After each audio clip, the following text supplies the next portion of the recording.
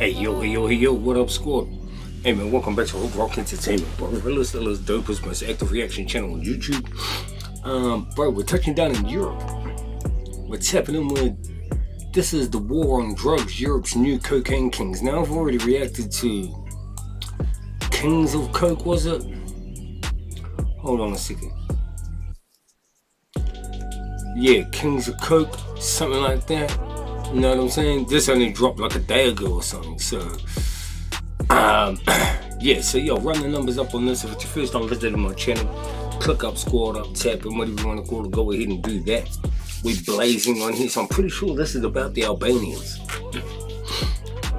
Don't quote me on that, but the last reaction I did about the Kings of Coke in Europe was the Albanians. So I'm pretty sure that's what this is, bro. You know what I'm saying? So yo, let's get into this, bro. Shout out everyone for the dope request, bro. Keep the requests coming. Drop them in the comment section. Get me on Instagram, Facebook. The links in the description box. If you're blazing, blaze with your boy. Alright?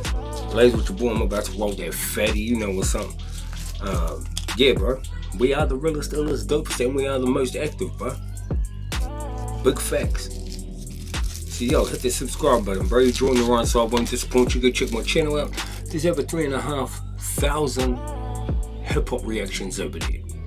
There's a whole bunch of geography, a whole bunch of a whole bunch of geography, a whole bunch of history, sports, comedy, all of that, bro. Alright, so yo, let's do this.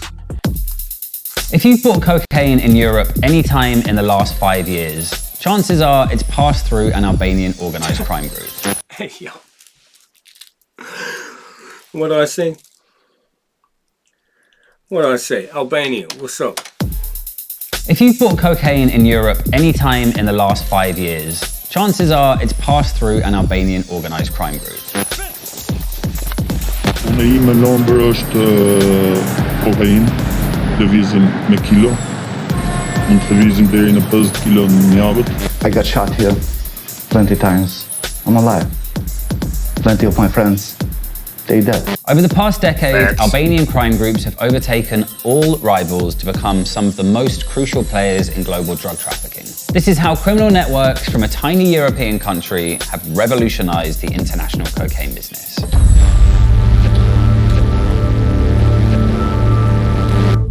Europeans love coke. In fact, in 2021, reports emerged that the European cocaine market had surpassed the US in value for the first time ever. Everybody fucking takes This decade-long explosion in European coke habits has largely been supplied by a relatively new type of trafficker. The highly successful organised crime groups drawn from Albanian communities all over the Shout continent. out to Albania. I got dragged into it by some Albanians. That's how I got into it first, really. There's always Albanian gangs about. There's a 24/7 service. You call them up any time of the day. They'll come drop you. Just give them an address. It's like McDonald's but for drugs. Albania is a small country with a population of under 3 million. For decades, it was ruled by a brutal authoritarian communist regime, which is actually part of the reason it's now become so prominent in international organised crime. We tended to see that many of the former communist security sectors were made redundant by the state, so they either tended to go into kind of these more informal organisations and networks, or they kind of went into private security provision, which then very easily also become kind of transposed into illicit activities and informal activities. Throughout the 1990s and early 2000s, Albania suffered a series of wars and financial crises, which not only flooded the country with weapons, but caused thousands of refugees to flee to the rest of Europe and North America. Many of these were youngsters. They had family connections back in Albania, which they maintained. And Shout out Kosovo as well. recognizing that it was important for them to maintain those family connections in order to grow as a criminal organization. Albanian criminal groups have been heavily involved in drug trafficking for decades, largely working with Turkish networks supplying heroin on the route from Afghanistan into Europe. Then, in the 1990s,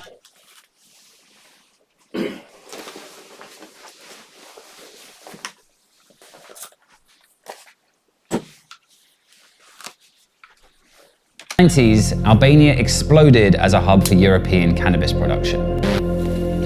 Over the years, this once poor, desolate village became a European marijuana bazaar. Absolute mountains of disgusting. Traffickers dealt directly with farmers. Bigger farmers became bigger players. Organised crime moved in. But what's really set the Albanian organised crime groups apart is how, since around the mid-2000s, they've revolutionised the cocaine trade. What sets the Albanians apart is that they don't give a fuck. Real talk, bro. Real talk. The Albanians I've talked to, they don't give a fuck, bro. They going all in. You know what I mean? Like, they're really about that, bro. And they don't care. No holds barred type shit. That's what makes them so good at what they're doing, bro.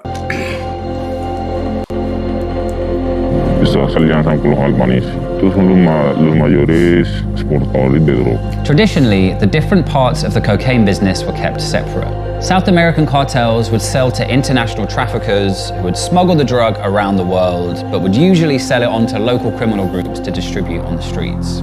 The Albanians took control of the entire chain. They went out to South America, formed their own contacts with the cartels, and organized transportation back. So this is pretty much, this documentary is pretty much touching on everything I've already reacted to. I've done like 3 or 4 documentaries on the Albanians, the Halbanians and shit like that. But yo, it's still cool. It's still cool to recap. So we'll carry on with it. To their own suppliers in Europe, who would distribute the drugs for maximum profit. So basically, you're buying it from, y'all niggas seen American Gangster? Basically, you're cutting out the middleman. You're buying it from the actual grower, the manufacturer, the producer. You're buying it straight from them. And all your channels to get it back to Europe are all your own hookups. So, I mean, you're basically just buying it for the cheapest price, but it's 100% pure from the actual manufacturer. So you make maximum profits off that shit, my nigga. So are there Albanian criminal members in Colombia who the clan deals with? Sí, claro, aquí en Colombia hay albaneses. El estado de la droga que sí se... So, in a documentary that I already reacted to, they stated that how the Albanians ended up doing that was they used to work for the Italians, right? Smuggling the drugs themselves from Colombia to Italy and shit. What ended up happening was the Albanians ended up posting up in Colombia permanently. They actually set up their own, you know, they sent a few peeps over there and actually posted up there for good. And over time, that ended up being a direct link. And they ended up just cutting out the Italians and doing it themselves to their own peeps. So that's what's up. Yeah, que si sea bien pura.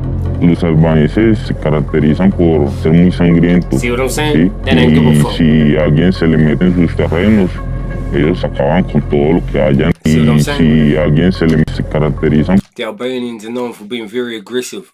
They don't give a fuck. Por ser muy sangrientos, ¿sí? Y si alguien se le mete en sus terrenos, ellos acaban con todo lo que hayan en el camino. No les importa acabar con una familia completa. The Albanian supply model has been so successful, and the only way that they would make more money was if they were able to go to the source of the drug. So instead of purchasing these drugs from other drug dealers, they decided that let's move and let's gain those connections with South America and then ship these drugs in. They completely took over the whole drug trade in terms of cocaine. There'd been a series of high-profile killings and arrests of Albanian traffickers, stretching from Ecuador to New York to the Netherlands. Albanians now make up by far the largest percentage of foreign-born inmates in British prisons. And the EU crime agency's biggest ever operation was specifically targeted at the Albanian organised crime group Campania Bello. Inevitably, this has led to some myths and misconceptions about how these groups operate. The first is that there's some kind of single shadowy organization operating as the Albanian mafia. The reality is that rather than being kind of these very hierarchically organized, tightly disciplined structures that we saw, for example, with the Italian mafia organization, what we have instead is more kind of regional-based, clan-based, family-based networks. The other great myth about the Albanian organized crime groups is that they are uniquely violent and brutal. If you cross them, they're going to use violence. Kidnapping, taken away, not to be returned again. Taken away, not to be returned again. The next nigga says they'll just make you disappear, bro. They ain't playing, my man. Make it disappear. There's no doubt that Albanian drug traffickers use extreme violence. But every drug trafficking organization uses violence. Facts. In an illegal marketplace... That's one thing you gotta remember too, bro. Not just the Albanians are using their shit. You try and fuck with the Mexicans. Try and fuck with the Mexicans in their coke and their cocaine business, bro. See what happens to people in Tijuana. For real, for real. You know what I mean? Like, you want to talk real violence? Real cocaine shit? Like Mexico, bro. This is pretty much the only way to enforce contracts and intimidate rivals. Facts.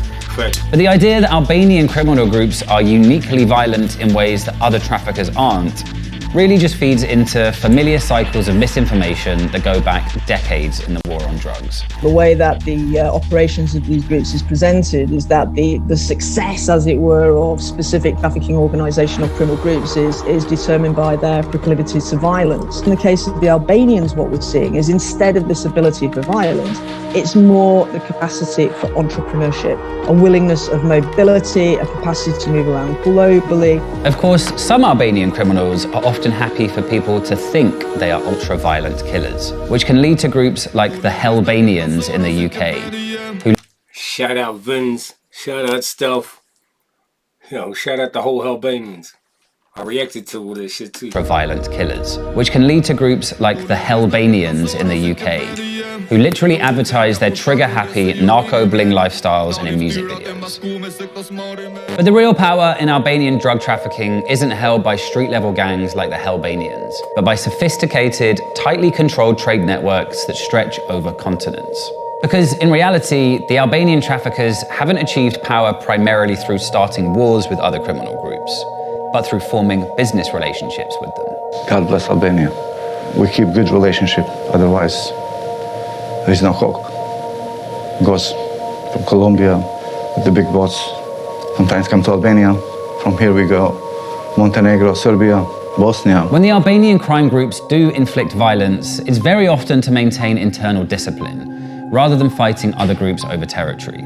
This is helped by the fact that wherever in the world they operate, their workers can be controlled through threats of violence against their families back in Albania. Kapet njëna policia, zem shembull, kapëm unë policia do vi një tjetër mas radhës time. Shumë thjesht.